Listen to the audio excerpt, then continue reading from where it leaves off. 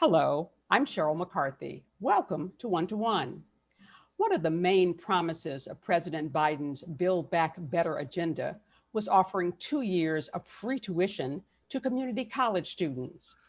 Political wrangling in Washington seems to have killed that proposal for now, but it did raise the issue of just what role community colleges play in the nation's higher education system.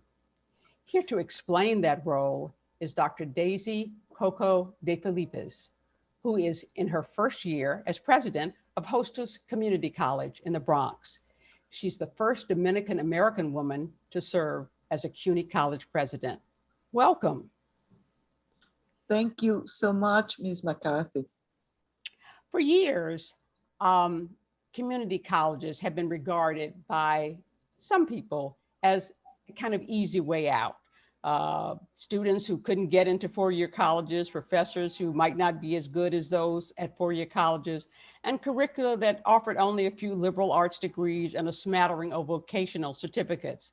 But former President Obama referred to community colleges as the, quote, unsung heroes of the US education system. And President Biden wants to make them free. Why do you think there's been a change in the way community colleges are regarded? Well, let me say, community colleges are the most quintessential American creation.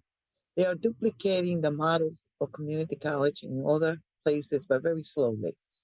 And community colleges really saw their growth come up because they have begun earlier in the 20th century in Chicago. But they grew really, certainly the community colleges in Connecticut, where I had served as a president for 12 years, and at CUNY, all celebrating 50th anniversaries around the same time because they all grew out of the civil rights movement and the civil rights legislation that also supported education as well, the creation of the Pell Grants and all of that. So I believe community colleges uh, take on and give an opportunity to those that circumstances, a lot of the socioeconomics around, they're not allowed to continue, or folks who find themselves, because we have students with multiple needs coming in, that they are displaced workers because of the economy shifted, or there are folks who really finally feel that they can come back. So in that regard, we are and should be as strong as the democracy of this country is. And yet, uh, we have been underfunded for a number of years. Tell me about Hostos, where it's located, how many students you have, and just who its students are, what the demographics are. Well, I always say I'm the eighth president now, and I did come back the year before as an interim president. So this is technically I'm in my first year as a president, but my second year dealing with the pandemic and all of that. And I'm the eighth president, but every single president who was here really worked hard because they believe this is quintessential social justice in the South Bronx. We are located in on the Grand Concourse, 149th Grand Concourse, 138, all those blocks, the number of blocks, begun in a tire factory. And it grew out of a movement that said by the Puerto Rican community that was just beginning to stand up and find their voices. And they said the poorest, because this is still the poorest congressional district in the United States. And so in creating this college, they invoke the name of Eugenio Maria de Ostos, the Puerto Rican educator, philosopher, poet, writer. And for me, who grew up in the Dominican Republic, I thought he was Dominican because he had come to the Dominican Republic the same way that he had gone to Chile and helped reform the education system. But he's really Puerto Rican, correct? He was Puerto Rican, of course, but he was a man of the Americas. He's beloved because he had an impact in Chile, an impact in Venezuela, an impact in the Dominican Republic, certainly Puerto Rico. He's buried right now in the Dominican Republic and in the pantheon of heroes because he wants to go back to Puerto Rico. His remains to go back to Puerto Rico when Puerto Rico is an independent nation. He fought for independence. And let me just say, but mostly people need to understand community colleges transforms families. One family brings in another five. And through women, the majority of students, not only at Ostos, but throughout the nation, are about predominantly about 60% female, women, single head of households, right? He believed that women should be taught sciences, should be open to the sciences. They should have an education that would open them to all those fields. This was revolutionary. This was before Dewey and before many. We're talking about 1873. You're talking to a woman who is actually working on a book and the way Ostos believe women should be educated. And What do that's you the think conversation. distinguishes? Now, there's another community college in the Bronx, Bronx Community College. What distinguishes Hostos from the other community colleges in the CUNY system? Is it that it's overwhelmingly Latino enrollment, or that it has a special mission? What distinguishes? I think the history of how each were founded was a little different. But let me tell you, I'm a little nervous always about comparisons because I'm a big, big, big fan of community colleges. I think we all do predominantly much of the same, which is a project of transforming lives, social mobility, justice through the by means of education. What is real at Ostos is that for many, many years, the largest population was Hispanic. We're still predominantly Hispanic here, but keep in mind that it's about, right now, about 36% of our students are Black at this point. And they're not only Black, not only African Americans, Afro Caribbean, and Western Africans, many of the students as well. So, you had mentioned basically there's about a 3% Asian population here, mostly Southeast Asia, Pakistani, from India, and also about 2.3 white. A person in New York is considering going on for more education, maybe a high school graduate, maybe an older person who's been working, they will see ads for all kinds of schools in the newspaper, on the subway, on TV. And some of those are ads for ads that promise students a path to high paid jobs with great futures. And some of those ads are from what we call for profit colleges, which have a bad reputation They do. for getting students to take out big student loans, not giving them a very good degree, and then they come out with a lot of debt and can't get a job. How can students tell the difference between a community college and a for-profit college? Well, the first thing I want to say this because I was at Ostos in the early 2000. I was a provost and senior vice president for academic affairs. And we had, in fact, a little branch, CUNY in the Heights, that we share with BMCC. BMCC is running it now. We share with that. And our space. And let me just say that I would hold this Ostos culture talks, these veladas, that were poetry readings and whatnot, but mostly to talk about, because predominantly the people who get hurt are women of whatever color going to profit, head of households, that by the second year of all these loans, they feel overwhelmed and they stop out. And then it turns out that half of the institutions don't even take some of those credits. And then of course people of color, because they facilitate loans that many times these loans help the students also support some of the other needs that they have that go beyond. But they feel overwhelmed and the quality is not good. I am a product. You look at me, CUNY educated me, all of it. A young immigrant married to another immigrant. Marry young. I wouldn't recommend it. I'm still married. But my husband and I both went to Queens College. It was tuition free then. You had to maintain a B, but it was tuition free. And I got my degree, and then my graduate work, all of it was through fellowships and scholarships because I had good grades until I got my PhD. So I have 4 degrees from CUNY, a bachelor's, 2 masters, and a PhD. And I believe that there's no, unless you're going to Harvard or Yale or any other the other schools where they actually take you as a blind need acceptance. And if you don't have the money, you don't have to take loans. They pay your tuition. Unless you're going there, you stay at CUNY. You stay at the public higher ed. So the argument I always make is this precisely. Our students, 95% of our students at Ostos, right, are eligible for financial aid. The college goes out of its way.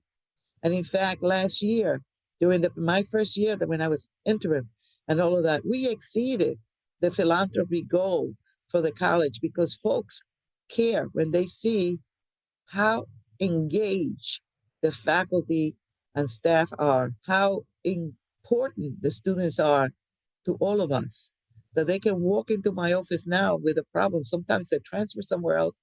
There's an issue. They come in, President Mason, could you help with this? I was talking to one of the new VPs that just came in, and they said, "Why is everybody so kind here?" There is, if there's anything that defines Ostos, is the fact that everybody's welcome. So we have right now 125 nations represented in our student body. How many students? What's the enrollment right now? We are about 6,000. Okay. So Down you offer associate degrees and certificates? Yes, we offer associate's degree, we offer certificate, not many, we want to grow more of those. In fact, that's one of the things that we will do. We also offer through workforce and non-credit, we offer multiple certificates that lead to employment. And they have a portfolio there of programs that they offer free of charge to the community. We also host at the college the Ostos, the Bronx Center for nonprofits, where we actually have worked with especially women who are running their small businesses. A lot of leadership goes into that. That is also free of charge. That is offered by the school. We do a lot with health sciences and also construction management, GEDs in either Spanish or English, and ESL classes. So you have a combination of liberal arts courses Yes, that can lead one on to later go to a in four-year college. fact, So 44, let me just check, I don't want to give you the wrong number. 44% of our students graduate with the liberal arts that transfer. 75% of them transfer to other institutions. 40% of those are going to a CUNY college. That we have a tremendous responsibility when we advise students to transfer, to go to other schools, because we don't want to send them to any for-profit or any place where they're going to have to pay more.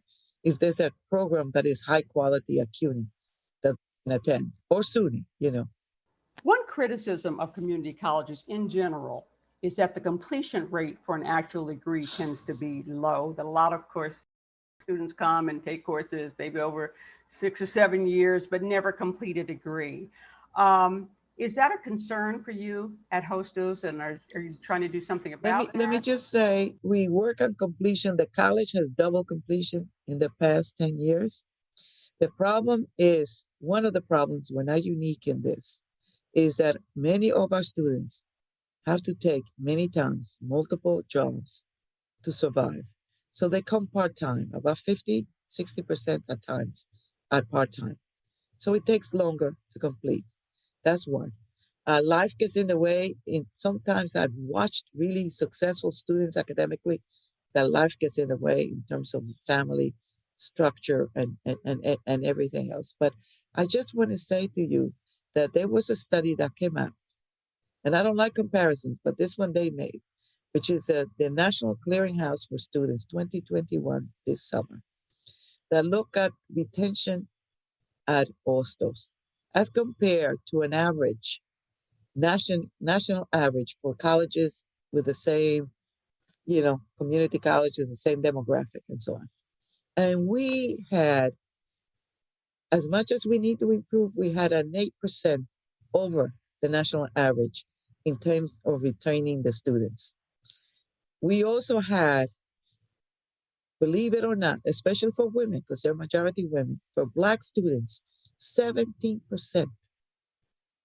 success over in retention over the other schools.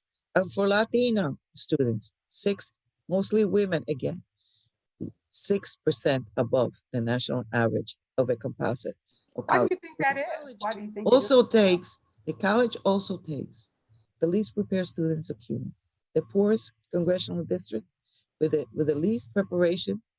And the college, I mean, beginning with our chancellor, who had been president here, who instituted this 25 coaches in advisement, the college is organized in multiple ways to provide timely, regular intervention to support the students cope with some of the issues or address. We also have the Hulk, which I opened when I was the provost, is still thriving here at Ostos Academic Learning Center, where we're open 7 days a week and we offer tutoring free of charge for the students. The library is accommodating in every way. You can't believe how wonderful our librarians are. What are some of your most popular degree programs? The liberal arts, which is a transfer, is popular. Criminal justice is popular. You have very successful, by the way, engineering programs at the college. These engineering programs are four different. They were created as sort of 2+2, the first 2 years with us, and then 2 years with City College, and then now we also do it with New York City Tech as well, and other opportunities that the students have. They were recognized nationally by two national organizations because the whole idea when these programs were created, engineering, was to diversify the engineering field. There were not many women in it, and there were not many people of color. And so the college does really well, terrific faculty. They also have an NSF grant that they work with that they used to recruit students from the high school into the science and engineering field and bring them and actually help them to go. They are extremely successful in terms of getting the students to progress through the program, a difficult program, very difficult program, but they're tremendous role models, the students, and they get additional support. Those are, and of course, allied health and nursing, there's a list because those they have to pass an entrance, they have to go through entrance requirements. And so there's a list. And this is why there was created a community health program for those who didn't get into the nursing program, they would have another career option in the field as well. Enrollments at colleges across the board have fallen during the pandemic, and at community colleges more than in others. Is Yes. this a concern for you? I am concerned. I am concerned, first of all, for the health and safety of our communities and the fact that there were more casualties in the Bronx and more people infected with COVID than in any other region, South Bronx in particular, concerns me tremendously. Number two, it concerns me because I want to make sure that they stay connected so that they, as long as they're moving towards a goal, even if it is part time, it is important. So we, are trying to work with our students uh, who wants to be in person because they need all of this, who needs it to be online, who gets support. The college has, as I explained before, our philanthropy uh, was great in that we exceeded and there was a lot of money given to students through emergency, and the college has used funds that come to help, the CUNY program to help cover that as well. So I am concerned for our communities that are, this has brought out all the vulnerabilities. And when I speak to elected officials, I talk about affordable housing. I talk about food insecurity. I talk about, housing insecurity. Some of these shelters, folks probably would benefit from getting some subsidies for their apartments as opposed to staying in these very expensive shelters where there's no quality of life. In particular, I'm concerned about the children that have to go into the shelter. So I am deeply concerned. And the college kept, this year, the food pantry open 5 days a week. We also gave out many, many, many gift certificates for gas, for supermarkets, for what have you, uh, as well. And then now with this Mackenzie Scott gift that was given to Ostos in recognition of many decades of working with really truly vulnerable populations and having good success. We could do better, but we're doing really, really the unimaginable here. I was about to ask you about that gift of $15 million. What are you planning? How are you planning to spend Oh it? my goodness, you don't want to hear me talk for another hour, but let me just say very briefly, okay? We looked at the challenges before, all right? There's some challenges. I want to get more kids that are in the non-credit, or more adults, more students in the non-credit to really actually, because that's the most vulnerable population, feel that they can go into the college and continue.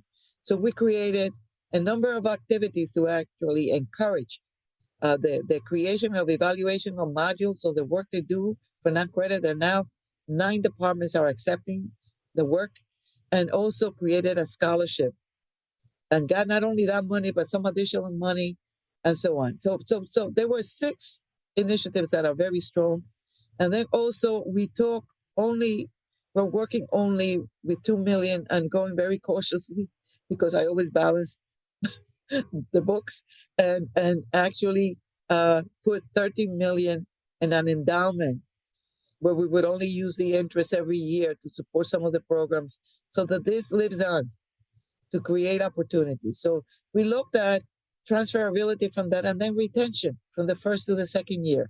So we created Ostos uh, Families United initiative. So there usually you have 2 or 3 from the same family, so there will be a minimum GPA that they need to complete.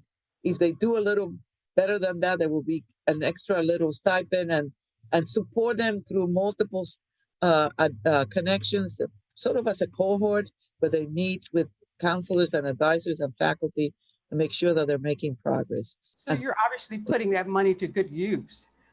We have about maybe a minute or two left. What do you? Oh, and I wanted to tell you about the Ostos Research Center, which is about transferability, which is the faculty hiring students, working with them to guide them into the fields so that they could then continue in their baccalaureate prepared, and giving them what they call kind of a direction, intentionality in terms of their completion. So there are multiple beautiful projects. In the minute or so we have left, what do you want the viewers of this program to go away knowing? Okay, I want the students, the viewers of this program, to know that at Ostos, we care deeply, that we are hopeful always, however tough things are, that we are still dreaming, helping the students achieve their dream, and dreaming on behalf of the better community. We have transformed many lives. Our faculty are academic standards are high, and our programs are reviewed, and we're working with industry to make sure that those programs get a tune-up once in a while so that they connect with the evolving changes of employment, and always looking at how we can help. But when you come to Ostos, from the person who's at the door, the safe public safety, to the secretary, to anybody, what you will find is a sense that people matter, that we are connected, and that we are going to help you continue, persevere to achieve your dreams. Unfortunately, we're out of time. I'd like to thank Dr. Daisy Cocco De Filippis, President of Hostos Community College, for joining me today. To learn about our upcoming shows, you can follow us on Twitter at one-to-one CUNY TV. For the City University of New York and One to One, I'm Sheryl McCarthy.